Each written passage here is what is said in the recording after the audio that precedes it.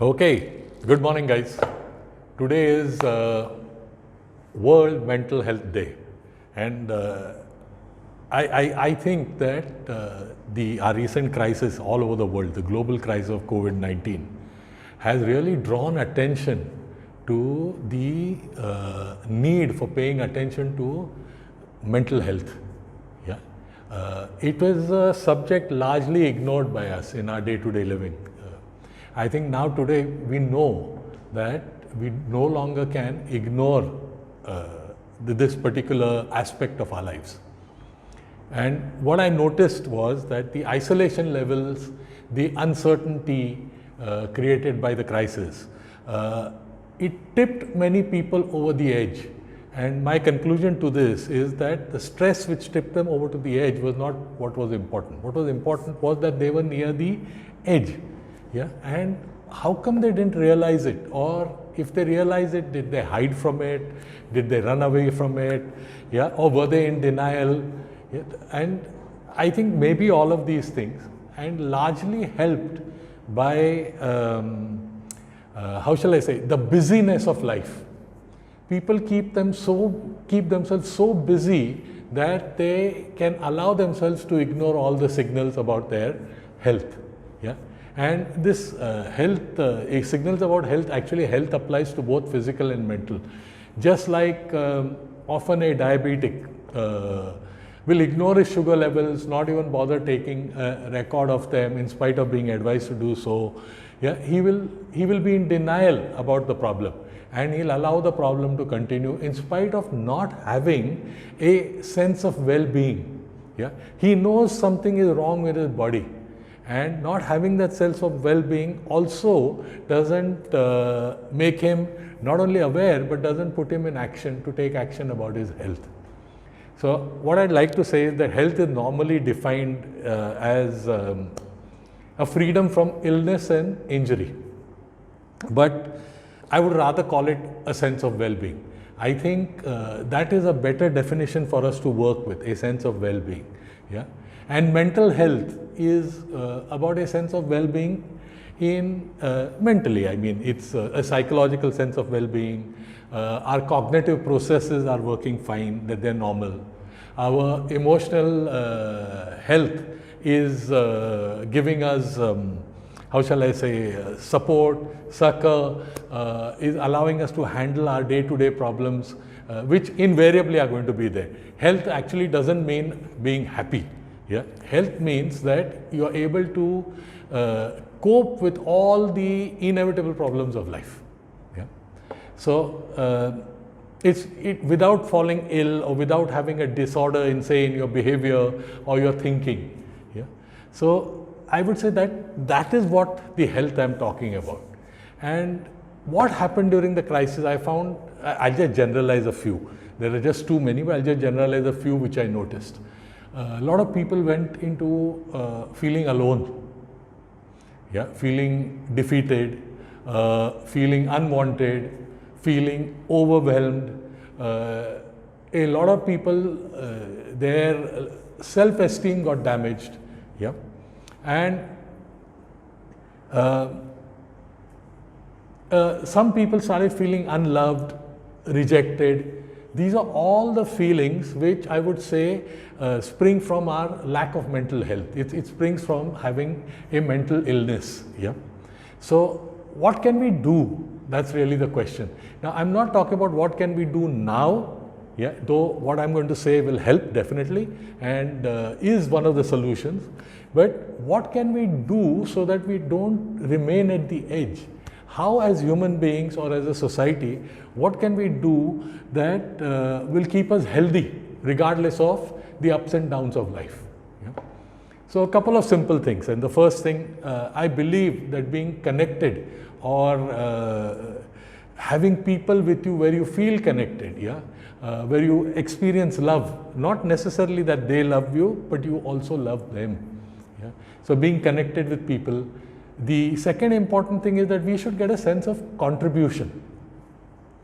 I think a sense of contribution is largely missing in most people's lives. We seem to be living only for ourselves, on a day-to-day basis and complete, and we want to contribute. It's not that we don't think it's important. It's not that we don't want to do it. It's that it gets neglected, and therefore we end up not having that sense of contribution. Yeah. So I think connectedness, contribution are important. The other thing is that we must look at our perceptions, and we have to reframe how our models of the world, how we look at the world. Yeah. Let's say that I have named or labeled myself a failure. Yeah. So we got to change the perception about failure. What is failure exactly? So failure, the normal perception, what we look at failure is of the task has defeated you. Let me put it that way. Yeah. And I don't really think that's failure. All it means is that the task has not been completed.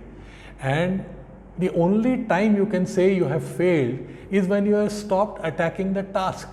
Because you will notice in life that many things that we try initially, the first steps that we take, we find that we don't complete them. It's simple analogy or metaphor would be the cycling, that all of us have ridden a bicycle, and all of us invariably have fallen off the bicycle. Now if I were to say at that time, okay, I've fallen off the bicycle, that means I have failed and I'm a failure at bicycling, yeah, that doesn't work. Yeah, is because we take lessons from people around us, and we know that eventually everybody learns to cycle. Similarly, we have to take every task which has been, which has not been accomplished as nothing but a lesson of how to accomplish that task. The same way that we learnt in bicycling how to keep our balance because we realized what was going wrong. Same way we need to realize what is going wrong, and that is why we've not been able to accomplish our task. So we got to look at failure as a series of learning lessons, yeah, to which eventually when you persevere, you reach the end, your destination, your goal, and then you can say that, okay, this task has been successfully completed. I'm not saying that you are a success. I'm saying that the task has been successfully completed. Yeah. Similarly, as you having a failure in a task doesn't mean you're a failure. Similarly, having a success in a task doesn't mean you're a success. All it means is that you have found the way to accomplishing a task successfully. So I think we need to start looking at the journey of success and failure as a journey of continuous improvement. Yeah, a journey of continuous improvement. And in fact, we need to reframe our life also that way. That our life is always a work in progress. We are a work in progress. Yeah, and we got to look at our life as nothing but a continuous improvement program.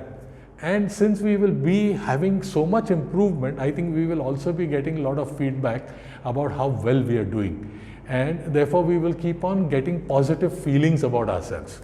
Yeah. So that will help our self-esteem. These two, I think, perceptions are critically important.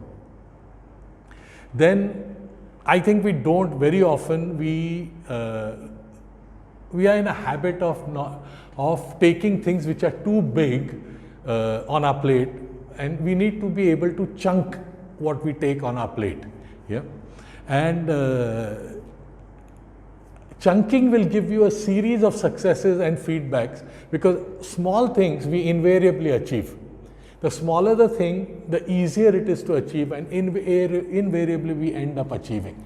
So if we look at a journey towards success as a series of chunks, as a series of small tasks, and keep on achieving them along the way, you will find that you don't get that sense of having failed. Okay? Then I'd like to speak about how we disconnect ourselves from the world. We've all become kind of cynical. We've lost our connectedness in the world.